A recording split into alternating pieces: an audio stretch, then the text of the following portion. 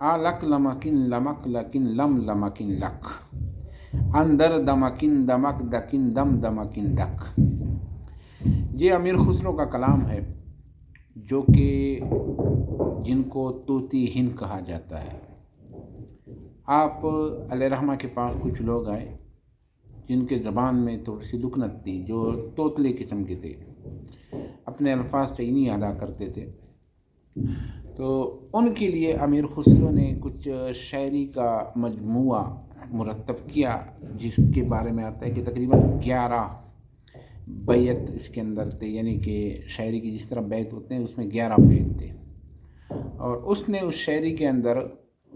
پورے طرح جس طرح شاعری کا ایک اہتمام ہوتا ہے اس کو بجا لایا، یعنی وزن فعل قافیہ وغیرہ ساروں کو اس نے برقرار رکھا۔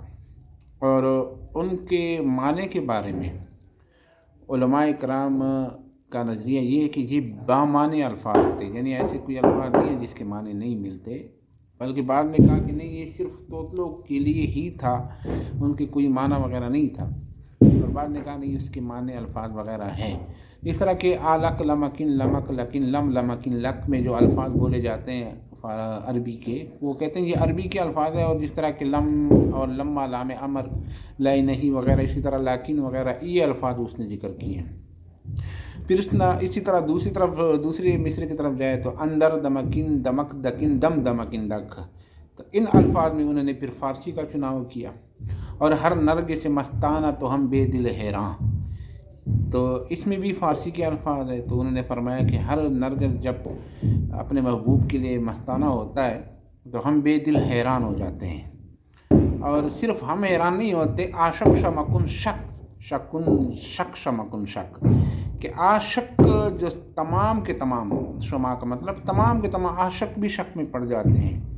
اور ساتھ یہ کہ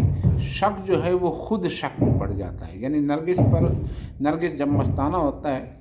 تو اس وقت ہم بے دل حیران ہو جاتے ہیں، عاشق بھی حیران، یعنی عاشق بھی شک میں پڑ جاتا ہے، اور اس کے ساتھ ساتھ جو شک کرنے والے ہیں شک خود بھی شک میں پڑ جاتا ہے۔ تو یہ کچھ الفاظ تھے جو کہ امیر خسرو کے تھے، اور انہوں نے اس کو شاعری کے اندر صرف اور صرف طوطلوں کی زبان میں بہتری لانے کے لیے آپ نے یہ الفاظ ذکر کیے تھے۔ ان کا کوئی معنی وغیرہ نہیں ملتا، اور نہ کسی نے اس کو غزلوں کے طور پہ گایا ہے، کیونکہ یہ بے معنی الفاظ ہے، تو بعد میں اگر اس کا معنی نکالا بھی ہے تو اس میں کوئی قباحت نہیں ہے۔